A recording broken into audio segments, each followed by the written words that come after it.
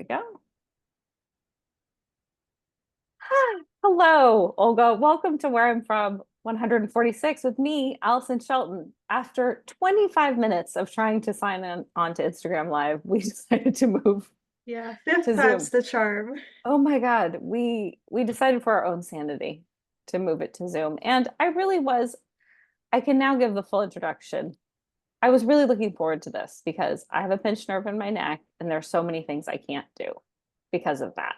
And I was actually thinking about how grateful I am that I have this thing in my life once a week where I get to listen to somebody share a poem and I can do it as long as I can just be conscious, basically, for 30 minutes, 20, 30 minutes. So I just am really grateful that you're here and that I have this in my life. And I also want to give the caveat, if I grimace, it's nothing to do with Olga, it's the pain from my pinched nerve. So Olga, what have you been reading? Sure, thank you for asking. So I have found Marie Howe's What the Living Do poems in a free Yes, little library in which my was my book, neighborhood. which I can't hold up because of the blurred Yeah, background. And and I Olga just, knows I've been reading it because I told her 8 times in the Instagram Live introduction. yes, and it's a beautiful book. Isn't And it? I remember this poem from my undergrad. It was the first Mhm. time I read her work. Yeah, And a poet recommended it to me, who's been here, Anna Abraham Gassaway, and she was saying she finds a lot of inspiration in her work. And I mean, I did really obviously think it was about her brother's death, but it's also about, I don't know, the echoes that those people leave in our lives and how do we grapple with them. And I thought it was really lovely. So that's Mhm. amazing that you have a copy. Yeah.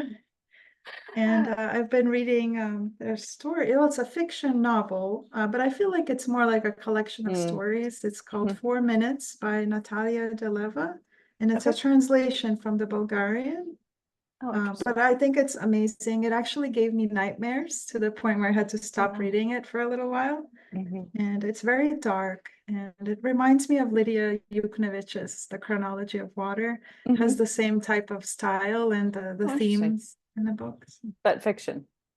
It's fiction, yeah, but I Yeah. felt like I'm reading nonfiction when I read Do you this. think it's autofiction? I suspect it Yeah. is. She Yeah. doesn't say that it is, but Yeah. I feel that yeah. way sometimes with fiction where I'm like, oh, this is definitely like, either they don't feel comfortable sharing it as real or there's enough details that they need to change so that it becomes fictional. Hmm. But I do think that's an interesting conversation. And since you teach, it's probably one you engage with. Hmm. Like, how do we decide to tell our story? Hmm. Like, And do then we, what percentage of your story is fiction and to be right, considered fiction, right? Because right, memory is flawed. So theoretically, all our memories are fiction. right. I mean, there's not Yeah. a documentary crew. And even if there was, I mean, the reality is like there's nothing truly objective even there because you're choosing what to film and who to focus on and whose experiences to give more. I mean, there's no such thing as true objectivity anywhere, I don't think. So it was very liberating when I just accepted, well, this is what the story that I am going to tell. If Mhm. somebody wants to tell a different story about what this, then feel free. You know, Mhm. I'm not saying this is the one and only um, experience of my life or my family or where I'm from. Um, so, do you want to read your poem? It's so gorgeous. Sure. And also, you just reached out to me because you teach this poem, right?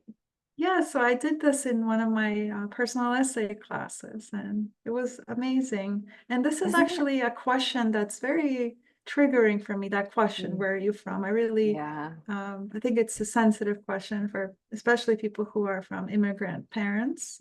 Mhm. So I'm a child of immigrant parents, Mhm. and so it kind of ostracizes you. It's a Yeah. very personal question. That's like asking someone, do you have kids right away? If you don't really Yeah. know them, it can kind of bring up some hard feelings. Well, and it's also, I think, the way people ask it, right? Yeah, Because people can definitely say, "Where are you from?" yeah, as if you're not from here.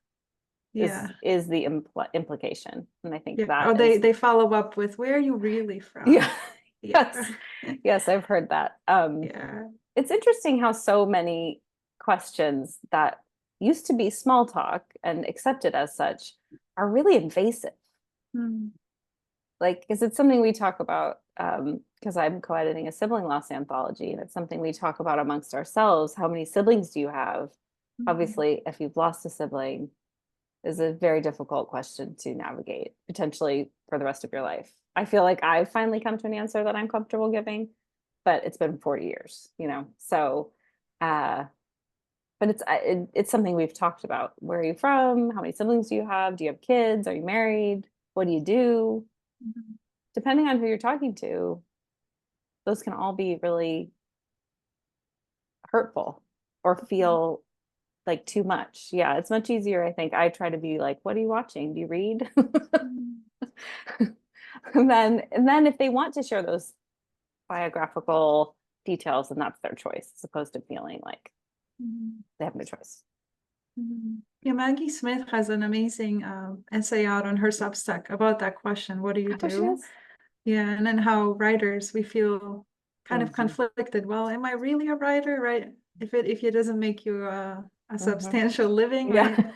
So Yeah. what's the question? Are they asking how do you make a living, or are they asking what brings you joy, right? Like you said, you read things, you see things. Hmm. Yeah. So I That think is a hard question, we always, for need to sure. redefine that Yeah. question for sure. I have started saying writer because it's like, that's what I'm going to say. Mhm. Because, and if they want to interrogate it, they can. Yeah. They want my tax refund. I'm not going to, my tax forms. I'm still not going to give them to them. But yeah, I think too, it's so capitalist, right? This need to justify what we do as worthwhile based on how much money we get paid to do it. It's like, Yeah. why is that the metric? Mhm. So, okay. Anything All else, or right. do you want to read? Yeah. No, I'm happy to read it. Okay. Okay. So where I'm from, I am from a small brick house by the meadow, bare feet on rugged earth and wet grass, where the sun climbs behind a dirt road, leading up and away and out forever. Pink cosmos petals glued on my fingernails with spit, stuck at the kitchen table for hours, watching fat globules coalescing in a bowl of chicken soup. From weekends in the woods, lakes, ponds, reservoirs, all bodies of water, sprawled out on a blanket with handfuls of wild blueberries, steam rising from a hot thermos lid in each other's company, eating charred potatoes from the fire, skin and all, running after the dog, running off with a string of sausages, already enveloped in a sweet forgiveness. I am from watching scary movies in black and white, singing Freddy Krueger's nursery rhyme until scared quiet, from a galaxy of dust swirling in the beam of a projector, watching a little mermaid on a white bed sheet turn into sea foam from a broken heart. I am from watch this, from the barn roof, from a swing, from a bicycle with a coaster brake discovered after, from a plantain leaf pressed tight on an open wound and little legs always moving forward, from to be like other people, knock on wood, and never turn back, from hanging around the parking lot long after the party is over. Toto Cutonia's El Italiano streaming out of the open car door, wrapped in a fur coat, cherry-infused days, and droopy eyelids, waiting, waiting, waiting to sink my head into the pillow, from the smell of black coffee and sizzling eggs in the morning. I am from a woman with delicate hands putting down her pencils, gripping an axe, plunging a shovel into soil, singeing chickens while I pinch my nose, braiding ribbons in my hair just a little too tight, holding on to the man she loves, who loved her so much he gave me her name. Thank We did you. it. Yeah. Oh, so beautiful. I just was really moved. I'm super emotional too because I'm in pain, but I was just really moved by the picture that you're poem drew, and how, to me, as a child who grew up near the beach, and like it's very like dreamlike to me, living in a place like with wild blueberries and meadows, and I don't know, it just uh was it as storybook as it sounds? Because it sounds, of course, really wonderful. Yeah, well, I grew up in a very rural village Hmm. town, so some might say it feels like a third world country. You know, a lot, it was hard Right. to find a photo of myself from Was that it? time because a lot of them are, they're not many, one, and Yeah. the ones I have are black and white. And it looks Mm. like it's from 100 years ago. So the one I found is the only color photo that I have. It's a And it's a wonderful photo. And yeah, I was super happy as a kid. you You could look really tell. Yeah. happy. Yeah. Yeah. And just, oh, just being in the natural world in that way. I think it's it's such a special thing for a child. I don't think I could live in the rural world now. But I still love visiting, and I love the natural world. But it's like, as a child, you're not as consumed with, like, you know, cultural activities or seeing lots of people or doing those kinds of things. So yeah, and also your description of the projector, the galaxy of what Galaxy is, of Dust. Yeah. oh, so so spot on. Like, You just know, such it's really so funny great. because that picture of me is actually a projector slide that Is it it really? took, yeah, and it took a long time to find a photographer who could convert it, you know, into Yeah. a digital photo. Yeah. We've had it for my whole life and could never find anyone who could do it.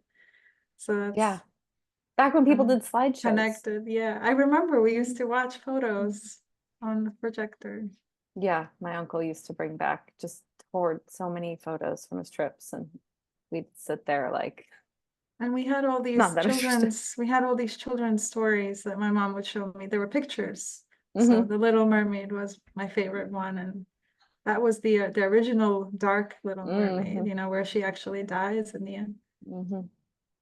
And what movies were black and white? Like Nosferatu or? They were all just slides, no films, so Oh, just lots of slide stories. okay. Yeah, So the projector is just like this. Okay. yeah, I was imagining, yeah. We I had to had a whole drape a Cinema sheet. Paradiso thing going on in my head. Yeah, we would drape a sheet on the wall and just Mm, watch them. that's really sweet. So so did you write this for a class, or No, no, I just kind of, okay, when I discovered this you topic, I just did just it? kind of thought, oh, this is fun. So I made up my own list of questions. So, you know, the passages that really Mhm. resonated from other poems I've seen. Mhm. And then I realized a lot of my memories are from early childhood. So I focused specifically on, this is before like age 7, around Mhm. 7 or 8. Mhm. So I just took out everything else and just wanted to keep this as that stage of my life. Oh, you can really feel that. Like, I mean, I felt the sort of staying in the parking lot after the party, like, and then but like a kid being lifted up, a sleeping child after they've been in the car. I Yeah. imagined that, like, getting in the car, falling asleep, getting carried into bed, and Yeah. um yeah, it was very evocative, Olga. Thank Gorgeous. you. Yeah, it's so, like, you could yeah, it was really easy for me to imagine, uh like a series of paintings or illustrations to go with it. The dog with the sausages, and Yeah. Yeah, yeah. we used to bring snacks with us to to Hmm. the lake or to the pond, and Hmm. he would just take stuff from us and run Hmm. away with it. And he did. Took all our sausages with our sandwich. And were they like sausages that are connected by a string? Yes, yeah. Okay, So that's what I he was ran off imagining. with the whole string. Yeah. Yeah. I was imagining, like, Yeah. wow, that was like that dog's best day of their life, Yeah. getting a whole, like, string of sausages. Yeah. He also So, used to drink the tea from the thermos cup too. oh, really? If you left it unattended, he would drink it. What You know, kind of we'd be tea? laying there and we would just hear the slurping. Mm, It was some that's kind of sweet. fruit tea. And he liked it. Yeah. Dogs are so different. I mean, some dogs will just take anything, and my dog dreams of being that dog, but then you'll give her something and she'll be like, no, I don't actually, I don't want that. I thought I did, but now Mm. I actually don't like shrimp. Like, because every time she smells them, she thinks, oh, this is stuff, and then you give her a little bite. This is disgusting. Mhm. But so many dogs would just eat whatever it is. Um, so so you created kind of your own, like, what was your experience of, what do you have to say about your experience about writing this poem?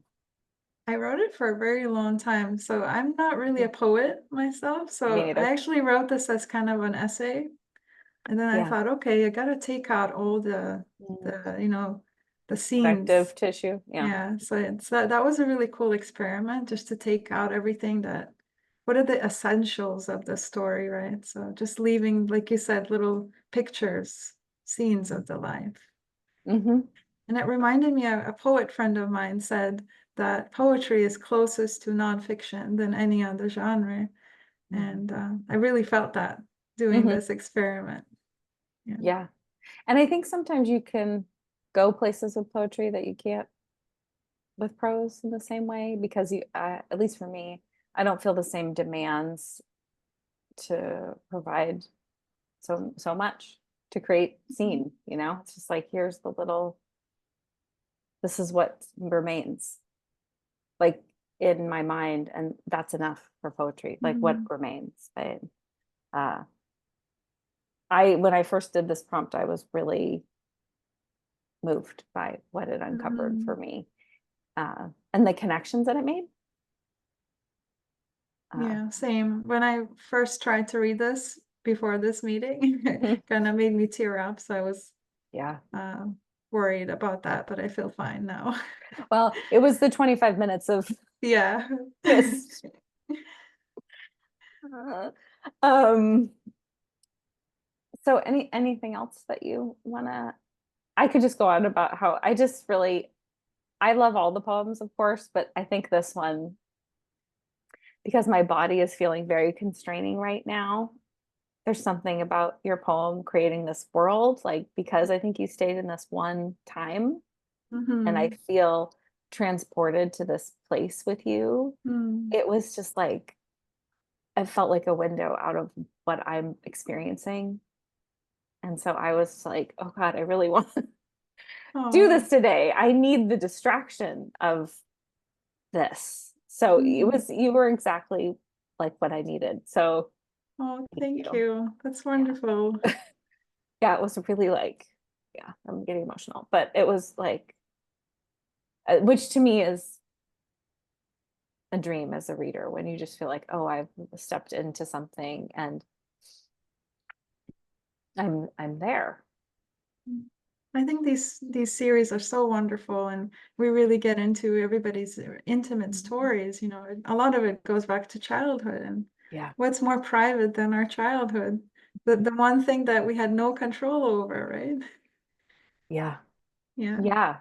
And I think for me, like, a huge part of my life has been accepting that it's formative in who I am, whether I like it or not. So to just be like, oh, this is formative. This is a big part Mhm. of who I am. And what does that mean? And it doesn't mean that I'm self-obsessed. It just means I'm trying to understand myself Mhm. And and I what's found baked it into it me. made me learn something about myself too. I didn't What'd you learn? realize I had such a sad kind of outlook on relationships in this poem. Really? With Because the of the Little Mermaid, conclusion? because the Oh, Little so Mermaid had to sacrifice herself because she loved the prince, even if he didn't love her back. it's such a I just terrible thought that's so story. powerful, and imagine But a yeah, kid learning that. yeah. Well, that self-sacrificing love, I think, was something I think a lot of girls were taught, like, that is our purpose, Mhm. is to put others first, um, no matter what, Mhm. and then trying to center ourselves. Like, but what do I want? Mhm. What's going to make me happy?